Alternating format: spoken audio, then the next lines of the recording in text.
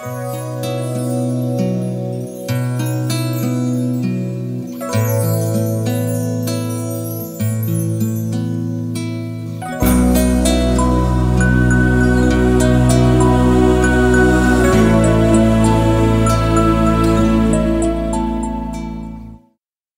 quero pedir aos irmãos a liberdade nessa noite de ser breve na reflexão e de ser muito objetivo quanto à escolha do texto para esta noite. Nós estamos comemorando hoje o aniversário da Igreja Presbiteriana do Brasil. Também estamos comemorando o Dia dos Pais, esse dia que tem na nossa sociedade ganhado força cada vez mais. O Dia das Mães é um dia também muito importante, né? E nós temos visto como o Dia dos Pais também tem sido comemorado. Basta nós abrirmos as nossas redes sociais e tudo mais. Ainda que os pais de muitos brasileiros sejam pais do sexo feminino.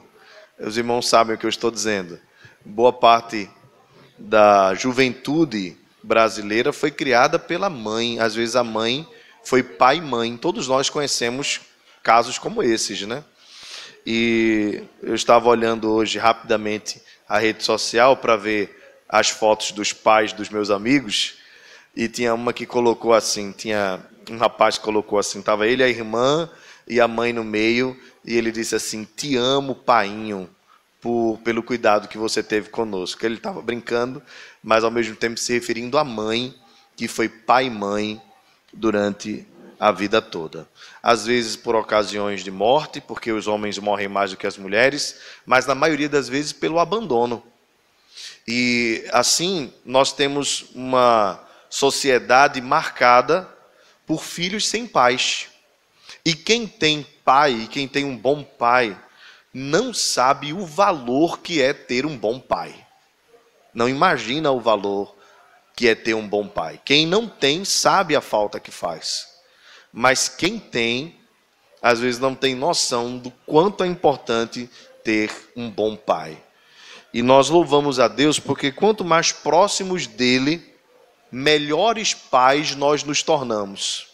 E se alguns de nós fomos marcados na infância por pais ausentes, hoje, pela graça de Deus, alcançados pelo Senhor, temos um referencial maravilhoso de pai, nosso Deus. Bendito seja o seu nome. E procuramos, olhando para as deficiências dos nossos pais, e embora muitas vezes venham críticas aos nossos corações, eu procuro sempre pensar assim, sabe? Meu pai não teve o cuidado que deveria ter, porque ele está cego para o pecado. Cego para o pecado. E cego não pode ser guiado pelos seus próprios olhos. Ele foi guiar-se pelos seus próprios olhos, perdeu o privilégio que é ter uma família e manter uma família. Então, pensando assim, eu hoje olho com mais misericórdia do que com chateação, com tristeza. E penso assim: jamais quero abandonar meus filhos. Jamais quero abandonar minha família. E não só isso.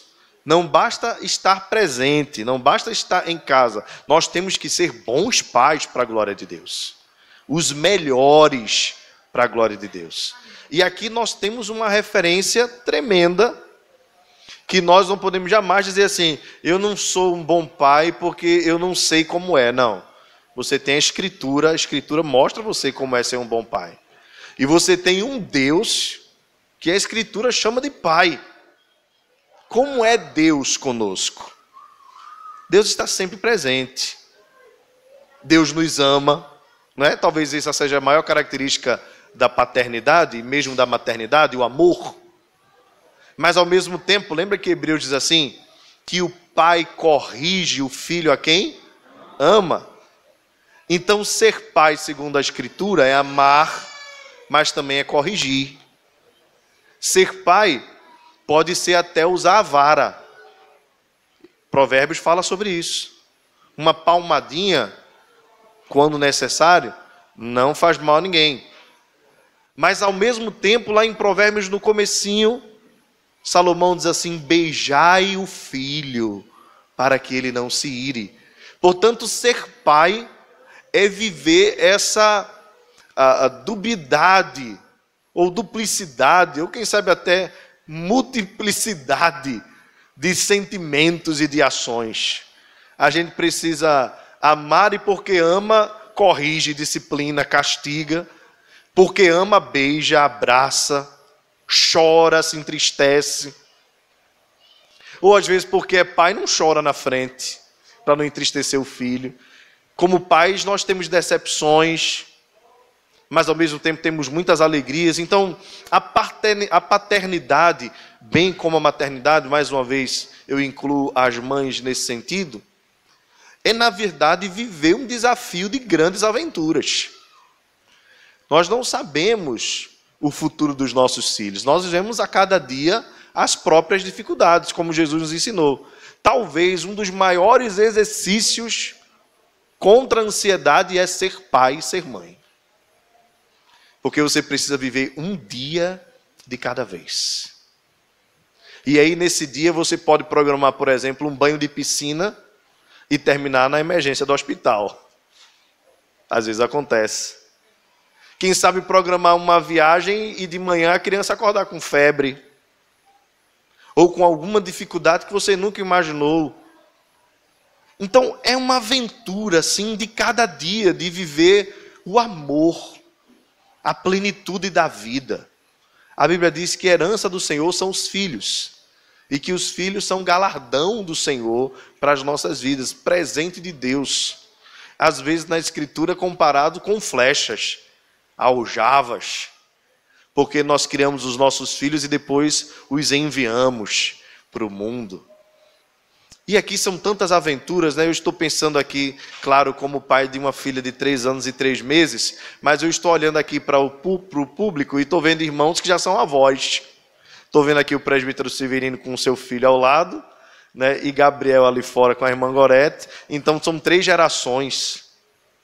Né? Tem o irmão Helene que está aqui, tem Theo e tem Thales. Então são tantas experiências novas que a paternidade traz, e cada um de vocês sabe o que é viver isso. E nós não sabemos o que nos espera. Pois bem, eu queria conversar com os pais nessa noite, olhando para um pai maravilhoso na parábola de Jesus, e abordar apenas um aspecto, porque se porventura eu quisesse abordar aqui a paternidade num estudo, aí a gente teria que caminhar na Escritura, a caminhar bastante. Nós iríamos conversar sobre Abraão, sobre Isaac, sobre Jacó, pensar em José como pai de Efraim e Manassés, né? Jacó como pai de 12 filhos e uma filha, pensar em Davi nas suas falhas como pai, nas suas dificuldades, pensar, por exemplo, nos filhos de Eli. Eli foi um pai que falhou, mas pensar nos pais de Samuel que estavam ali presentes. Então, são tantos e tantos pais, não lembremos, se não nos esqueçamos, por exemplo, de Jó, que acordava de madrugada para orar pelos seus filhos, né, intercedia por eles, pensando assim, será que eles cometeram algum tipo de pecado? Né? E o sol não nascia nenhum dia sem ver Jó ajoelhado, pedindo perdão pelos seus filhos. Então nós temos na Escritura exemplos maravilhosos de pais, e eu podia escolher qualquer um deles para pregar nesta noite. Mas eu queria pensar sobre o pai do filho pródigo. Por isso eu pedi que vocês abrissem as Escrituras no Evangelho de Lucas, capítulo 15, para nós lermos a parábola. E eu peço aos irmãos, por favor, entendam, eu não vou fazer uma exposição ou uma pregação expositiva da palavra, com todo o recalque que a pregação expositiva merece e é digna de ter. Mas eu quero focar apenas na figura do pai aqui, para nós extrairmos algumas lições importantes para esta noite. Lucas 15, a partir do verso 11, diz assim a palavra. Continuou. Certo homem tinha 2 filhos. O mais moço deles disse ao pai, pai, dá-me parte dos bens que me cabe. E ele lhes repartiu os haveres.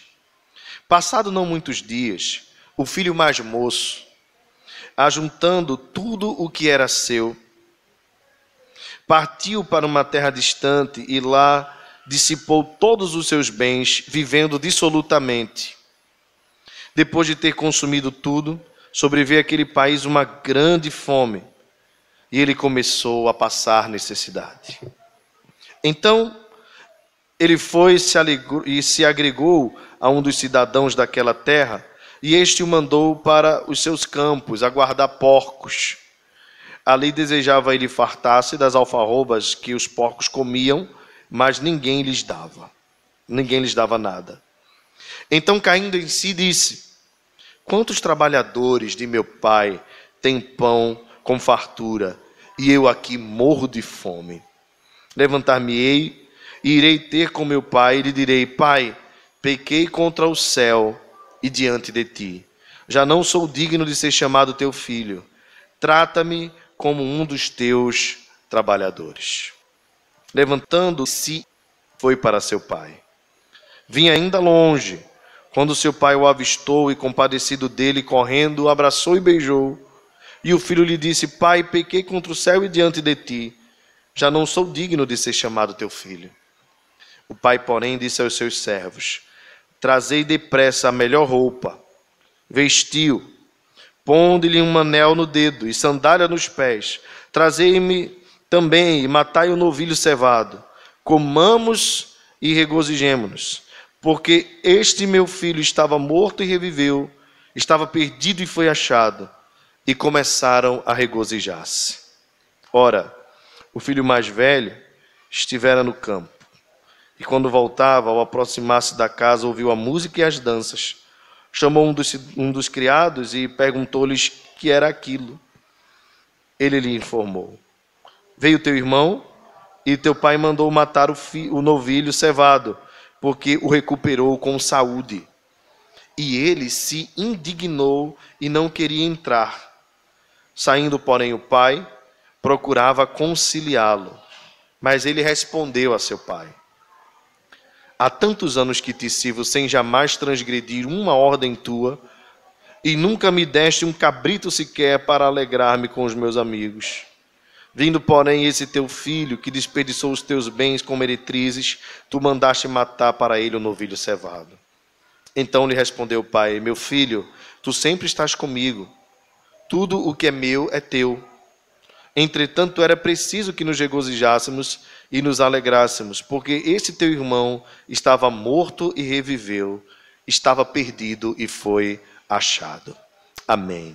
Vamos orar mais uma vez? Ó Deus, fala-nos ao coração por meio da tua palavra. Nos orienta, nos exorta, nos consola e nos desafia. Em nome de Jesus. Amém. Amém. Meus irmãos, esse texto se trata de uma parábola, sendo, portanto, uma parábola, um utensílio literário muito usado por Jesus. Ela tem o propósito de trazer uma mensagem final por meio de metáforas, sejam coisas do dia a dia, ou mesmo coisas abstratas, mas ela tem sempre o propósito de trazer uma mensagem. Claro, não significa que isso aconteceu literalmente, se bem que poderia ter acontecido sem nenhum problema. Mas Jesus usa como uma parábola. E Jesus usa essa parábola como uma tríade para responder, na verdade, uma dificuldade que ocorre nos 2 primeiros versos desse capítulo. Capítulo 15, verso 1 e verso 2, o texto diz que todos os publicanos e pecadores sentavam para ouvir Jesus falar.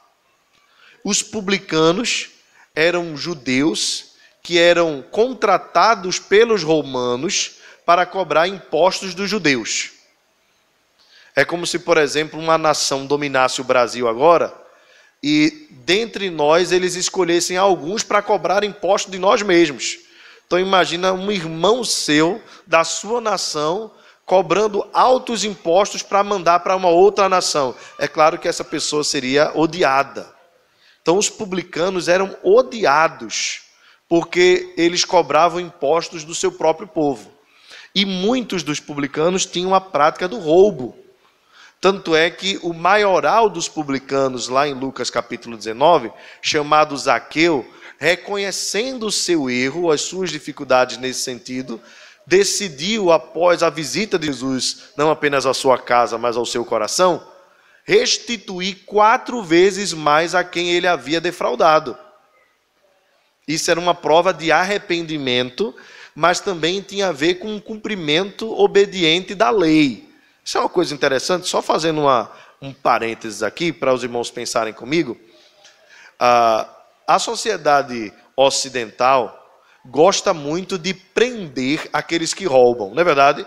A gente diz assim, todo mundo que rouba devia ser preso. Você já observou que na escritura do Antigo Testamento mal se fala em prisão, em cárcere? Só para os irmãos pensarem. Na escritura do Antigo Testamento, o que nós vemos é a restituição, às vezes dobrada ou às vezes quadruplicada do que se roubou, como penalidade daquele que cometeu o crime. Então, por exemplo, esses políticos que têm roubado a nação, ao invés de nós surpreendermos eles e nunca mais a gente vê o dinheiro, o ideal seria que eles pagassem quadriplicado aquilo que eles roubaram. E assim nós colocaríamos em ordem as finanças públicas, e eles, se não pudessem pagar, se tornariam escravos da nação. Eles teriam que vender os seus bens, todos eles, e trabalhar a vida toda, tendo apenas o que comer e o que beber, e trabalhar a vida toda para restituir aquilo que ele roubou. Já pensou sobre isso? Talvez seria muito mais produtivo para a nação, ao invés de a gente colocá-los na prisão e passarmos a vida toda pagando para eles comerem, beberem, fazerem rebelião, queimando colchões, que é isso que acontece no Brasil. Bem, fechado parênteses, para os irmãos pensarem de repente sobre o sistema prisional com mais cuidado, talvez seria mais produtivo que fosse feito isso. Quem sabe nós não tenhamos um estudo e um debate sobre esse assunto, é algo polêmico, tá certo? Pois bem, além dos publicanos, que eram esses ladrões, os pecadores também se juntavam para ouvir Jesus. E quando o texto fala de pecadores aqui, eram pessoas que visivelmente viviam uma prática de desobediência à lei. Talvez aqui se referindo a prostitutas, a pessoas que viviam na bebedice e tudo mais. Gente conhecida. Essas pessoas todas pararam para ouvir Jesus. Logo, o texto no verso 2 diz que os fariseus e os escribas começaram a criticar Jesus, porque Jesus dava atenção a esse tipo de pessoas. Bem, era uma crítica ferrenha. Os fariseus diziam ser obedientes à lei, os escribas também. E aí, quando viam Jesus dando atenção a essas pessoas, começaram a criticá-lo, dizendo: o mestre de vocês come com qualquer tipo de gente. Então Jesus propõe 3 parábolas: a parábola da ovelha perdida, a parábola da dracma perdida e essa que nós acabamos de ler, a parábola do filho pródigo. Todas elas têm o mesmo objetivo, embora as minúcias e os detalhes sejam dignas que nós falemos de cada uma separadamente, mas todas elas têm o mesmo objetivo final, dizer o seguinte: Jesus ama, ou Jesus vai em busca dos pecadores. Seria melhor essa a interpretação. O Pai procura pecadores, porque não há um justo nenhum sequer. E é Ele quem vai em busca, independentemente de quem seja. Bem, que lições aqui, irmãos, ou que observações nós podemos fazer sobre essa relação do pai e do filho pródigo, até mesmo com a paternidade dos dias de hoje? Primeiro, irmãos, a paternidade não nos imuniza de decepções. Nós buscamos educar os nossos filhos, criá-los, dar todo amor e carinho. Bem, eu diria para os mais jovens, ou talvez até para aqueles que ainda não têm filhos, por circunstâncias diversas, que a gente só consegue entender na prática mesmo o cuidado que os nossos pais tiveram conosco quando a gente se torna pai ou se torna mãe. Eu não tinha essa noção. Para mim, a vida começou aos 4 anos. Não é? Para a gente não é assim? As lembranças que nós temos é de 4 anos para frente, 3 anos, 4 anos. E aí, geralmente, nós temos uma memória seletiva. Nós lembramos do dia que nós fomos para o parque, nós lembramos do dia que nós fomos para o cinema, né, dos momentos bons e tudo mais.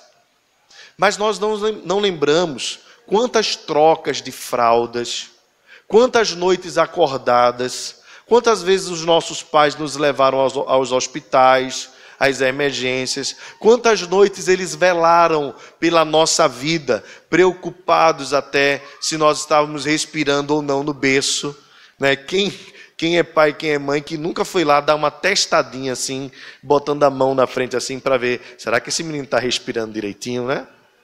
Olhar durante a noite, quando ele teve uma febre ou levou uma queda da cama. Naquela noite que você está com muito sono e o bebê cai da cama ou cai do berço, e dizem que você tem que esperar pelo menos meia hora para botá-lo para dormir de novo, né? E você lá morrendo de sono e olhando para o menino para ver se ele vai ter alguma reação àquela queda ou não. Essas coisas, quando nós somos pequenos, acontecem, nós nos tornamos grandes e não nos lembramos delas. E nos achamos tão autossuficientes que parece que nós nos criamos a nós mesmos. Alguns até tão autossuficientes que depois que crescem se esquecem dos pais. Bem, e depois de tudo isso, de todo o cuidado, de todo o zelo, de repente vem a decepção. Observe que o texto diz aqui que esse pai recebe do filho mais moço um pedido que na verdade já é uma decisão. Pai, dá-me parte dos bens que me cabe. Parte dos bens que me cabe. Veja que pedido mais escandaloso. Você não tem direito a nada, porque você não construiu nada. O pai é quem trabalhou, o filho era o mais moço. O pai foi quem ralou a vida toda para ter o que tinha, para dar o sustento. Aí de repente vem, dá-me a parte que me cabe. Eu quero a minha herança com o pai vivo ainda. Veja que esse filho se tornou, na verdade, um homem inescrupuloso. Nós estamos falando da parábola. Ele se tornou alguém sem coração, ao ponto, na verdade, de não apenas estar preocupado em pedir o dinheiro, mas, na verdade, ele estava matando o próprio pai, que ainda estava vivo. Diz assim, pai, viver contigo não tem sentido. Me dá o que eu tenho direito, que na verdade não era nada, mas o pai decide dar, porque eu quero viver do meu jeito, distante de ti. Bem, essa decepção esse homem não esperava, mas ela aconteceu, então ele reparte os haveres. Esse filho, como os irmãos já sabem bem, ele vai viver o que para ele eram as melhores experiências. Gastar o dinheiro com prostitutas, com comida, com tudo que ele achava que era lícito, ou que lhe poderia o dinheiro comprar. Ao ponto de, vindo uma grande fome sobre a terra, ele ter gastado tudo que tinha e agora passar necessidade. Bem, o foco aqui da parábola se volta para o filho, e nós não sabemos como foi esse período de espera do pai. O texto diz que esse homem desejou comer, esse jovem desejou comer a comida dos porcos e fartar-se, mas nem isso lhe era permitido. E aqui, claro, irmãos, precisamos lembrar bem que nós estamos falando de uma parábola de Jesus. Jesus era judeu, e como judeus, os judeus tinham nojo dos porcos. Quando o texto diz que, quando Jesus propõe na parábola que esse jovem desejava comer a comida dos porcos, quer dizer que ele estava no mais fundo do poço. Certamente, quando Jesus contou essa parábola, os fariseus e os escribas disseram, eca! Os fariseus e os escribas ficaram com mais raiva ainda de Jesus. Porque contar uma parábola e colocar porcos no meio... Pois bem,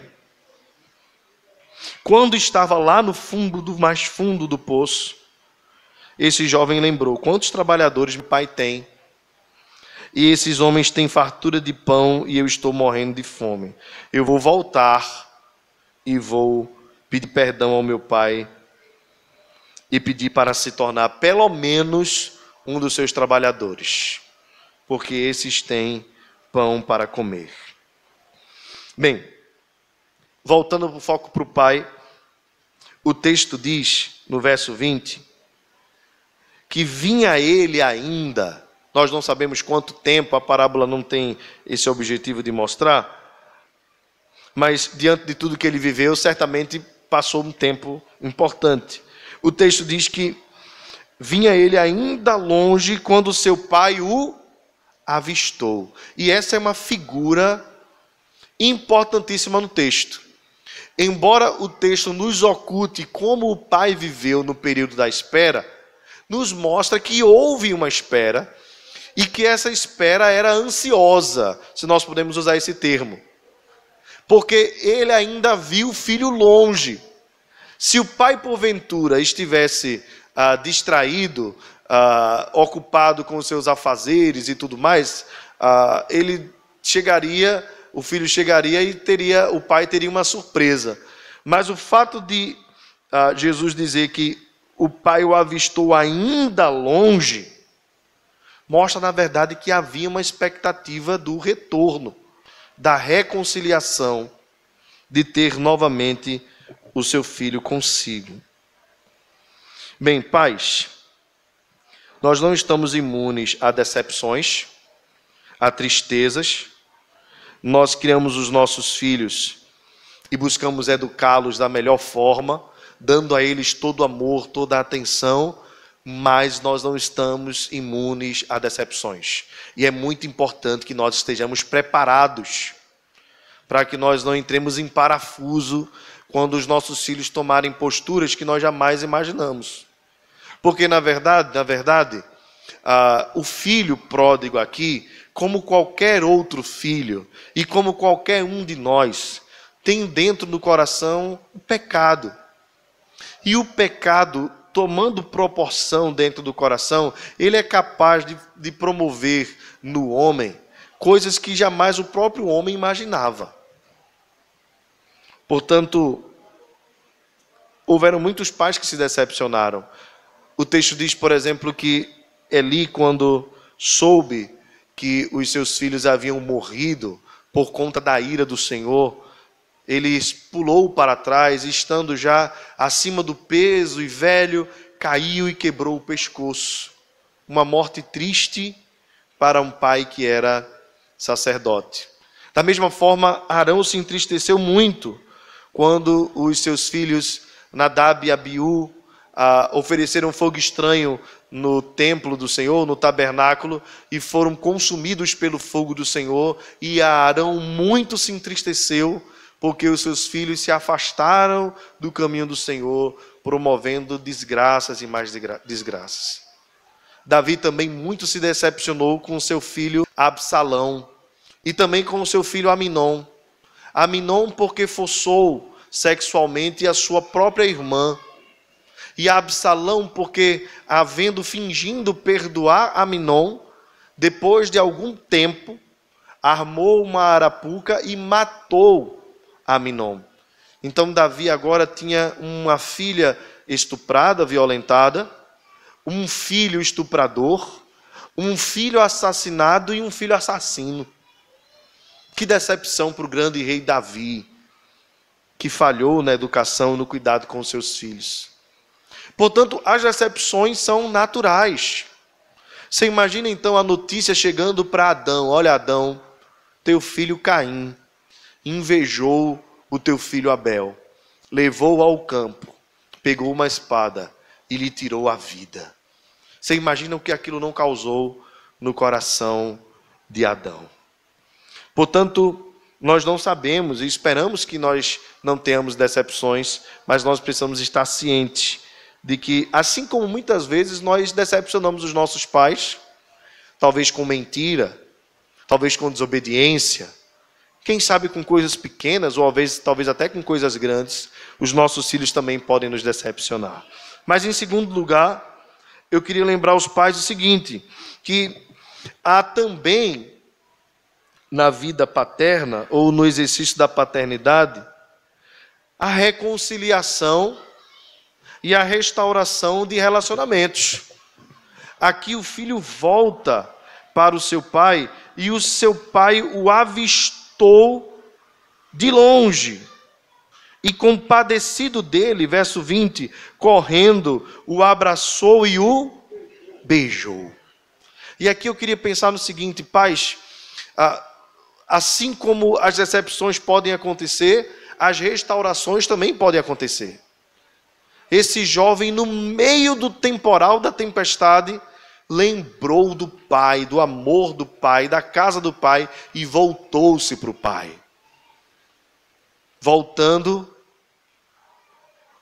o pai, ao invés de recebê-lo de maneira truculenta, ao invés de recebê-lo repreendendo, lembrando a ele tudo o que ele havia feito, ao invés do pai dizer assim, olha, você vai voltar, mas primeiro eu quero tratar disso e tratar daquilo. Pai, na parábola de Jesus, tem compaixão, misericórdia do filho, correndo, o abraça e beija. O pai nem esperou o filho chegar, foi ao encontro do filho.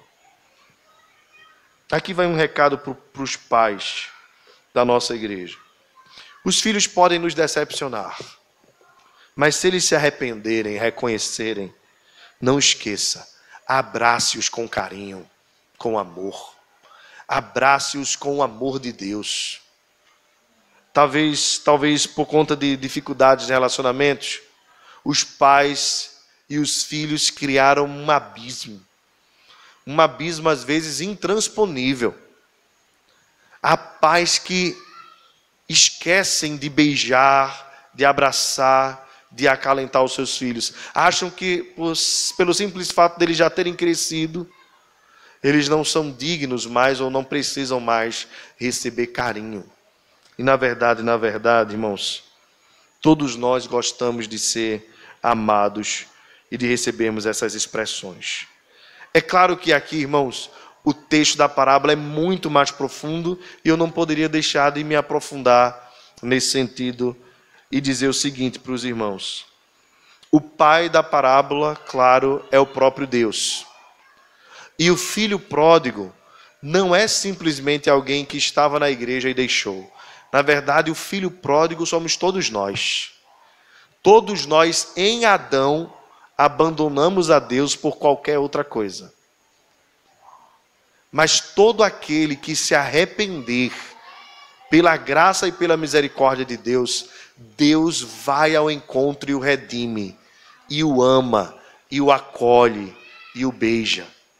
Portanto, o que Jesus quer ensinar nessa parábola é a lição mais importante que todos nós precisamos ter aqui. Que Deus se alegra em exercer misericórdia. Por isso ele disse assim, eu quero misericórdia e não sacrifícios. Sacrifícios agradáveis a Deus são um coração compungido e contrito.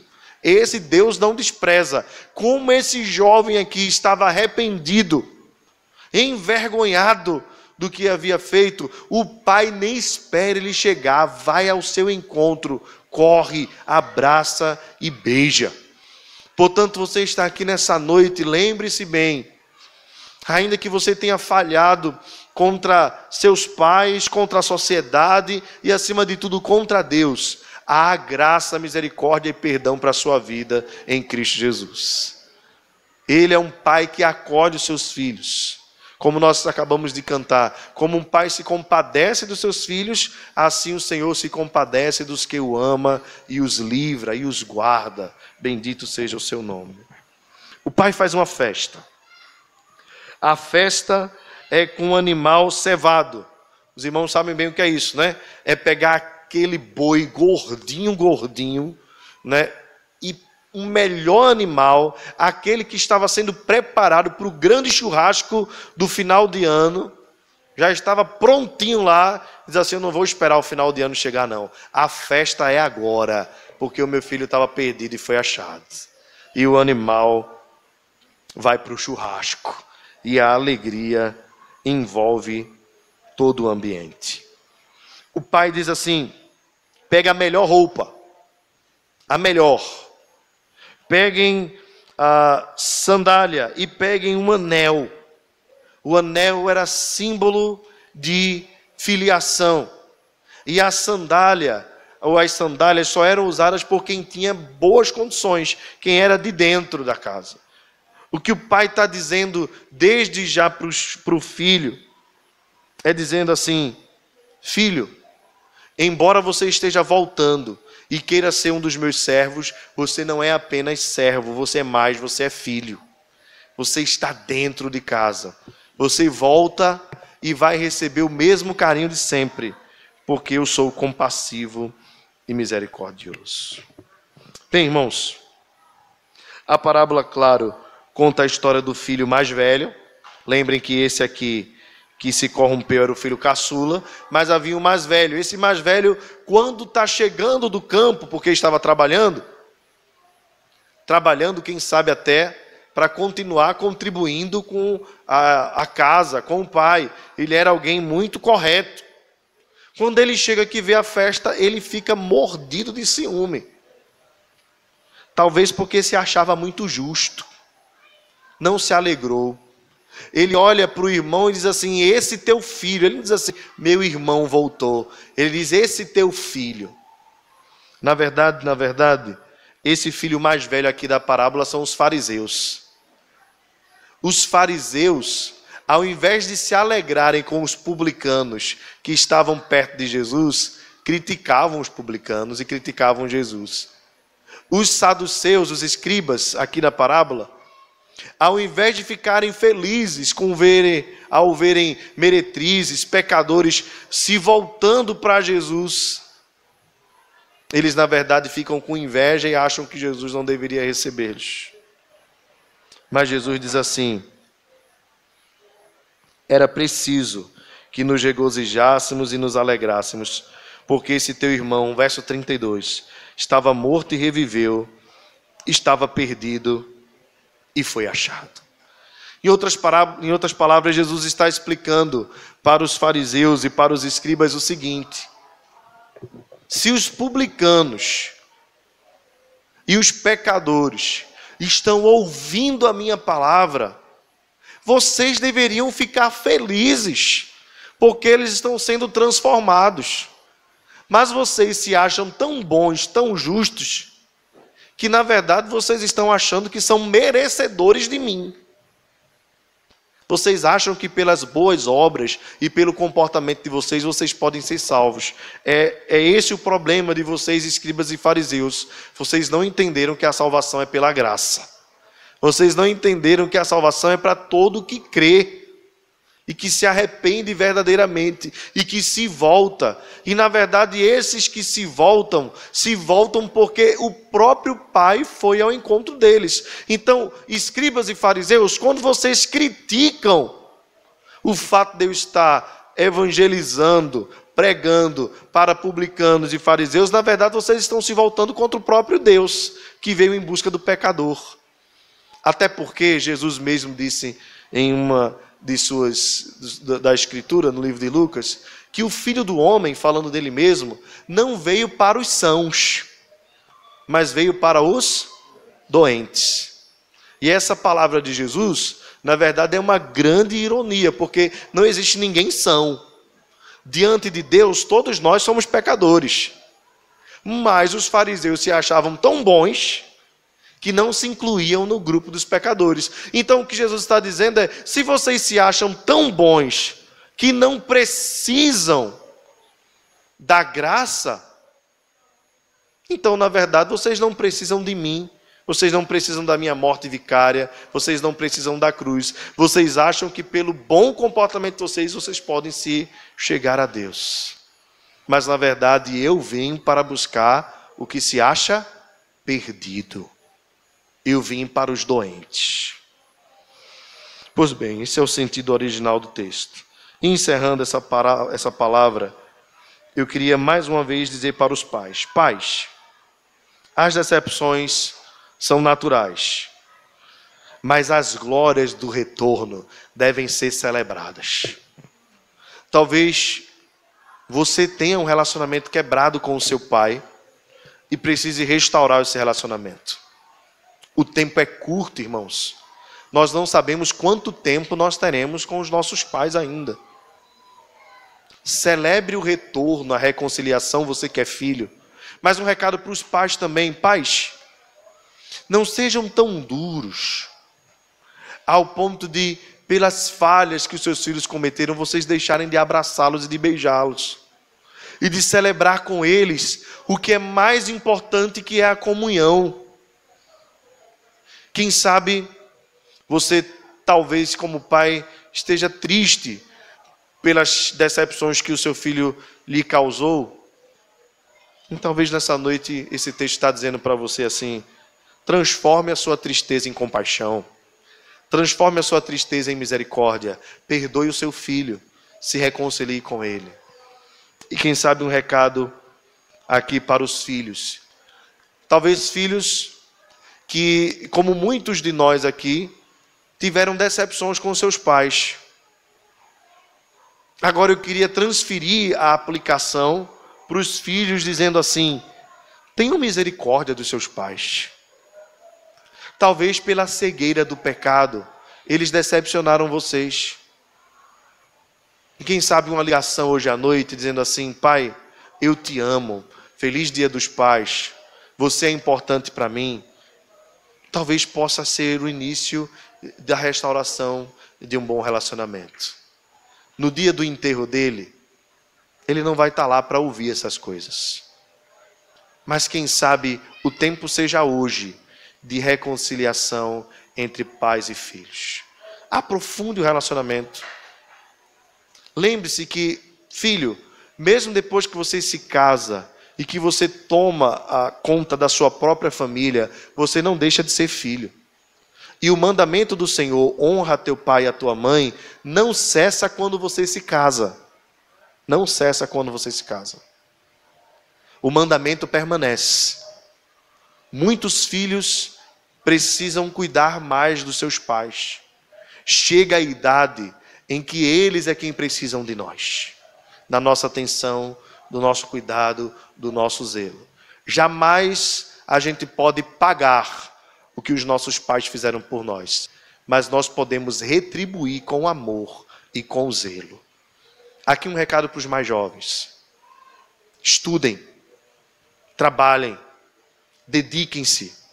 Façam as suas próprias vidas. Mas nunca se esqueçam dos seus pais.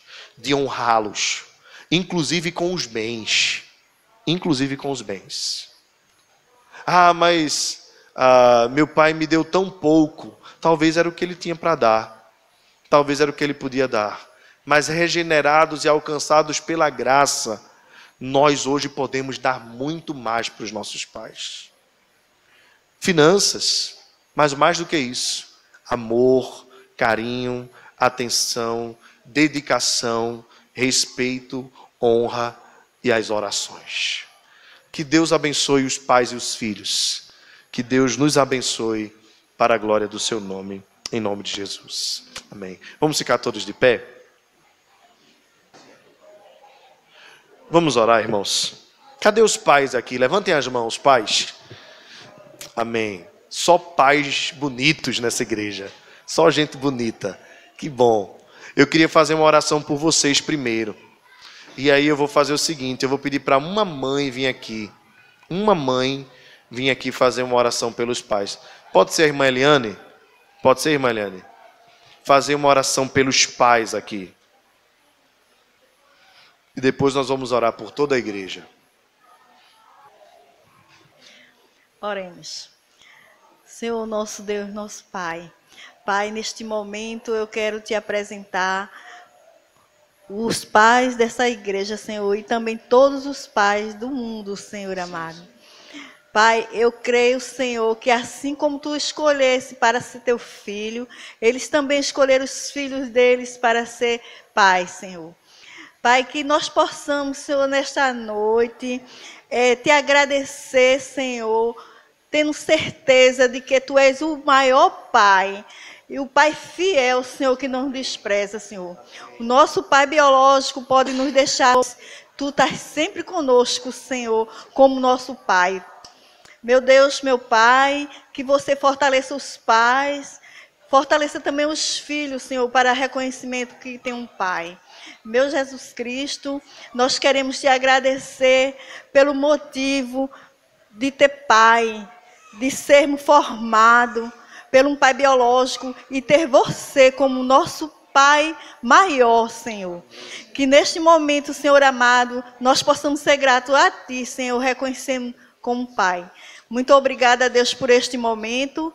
Obrigada, Senhor, que essa palavra que foi dada seja feita nos nossos corações, gerar uma maior amor, maior tranquilidade, Senhor, com os nossos pais, Senhor, e sabendo, Senhor, que sem Ti, como Pai, também nada podemos fazer. Obrigada, Senhor, é isso que eu te peço e agradeço em nome de Jesus, Pai. Amém. Mais uma vez vamos orar, irmãos. Deus, nós te agradecemos, mais uma vez, porque Tu és o nosso Pai e nós somos Teus filhos, porque somos adotados pelo Senhor para sermos da parte da Tua família, a grande família de Deus. Ó Senhor, nós queremos Te pedir que Tu abençoes a nossa semana que se inicia hoje. Os irmãos que amanhã estarão cedo, acordados para o trabalho, para a faculdade. Ó Deus, livra-nos de todo mal, protege-nos e abençoa-nos. Nós Te pedimos isso em nome de Jesus. Amém. Que a graça e a paz, nosso Senhor e Salvador Jesus Cristo, o amor de Deus, o nosso Pai, a comunhão, o poder e a consolação do Espírito Santo repouse sobre nós, Igreja Presbiteriana de Fragoso, e sobre toda a Igreja do Senhor espalhada sobre a face da terra, agora e para todos sempre. Amém.